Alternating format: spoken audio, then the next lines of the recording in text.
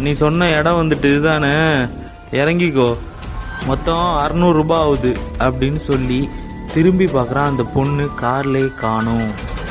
என்ன அந்த பொண்ணு அது பாட்டுக்கு போயிட்டு, துட்டு யார் தருது, இந்தாருமா ஏய் அப்படின்னு அந்த பொண்ணு பின்னாடியே கூப்பிட்டுக்கிட்டு அவன் அந்த வீட்டுக்குள்ளே போகிறான்.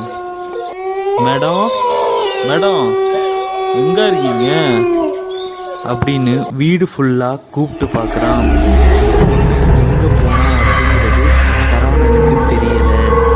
அப்போ அவனுக்கு பின்னாடி ஒரு உருவம் மெதுவாக வந்து மறைஞ்சு போகுது. இதை சரவண கவனிக்கவே இல்லை. அந்த பொண்ணு திடீர்னு சரவணனை கிராஸ் ஆகி ஒரு வெளிச்சமான இடத்த பார்க்க போய்கிட்டே இருக்கிறா.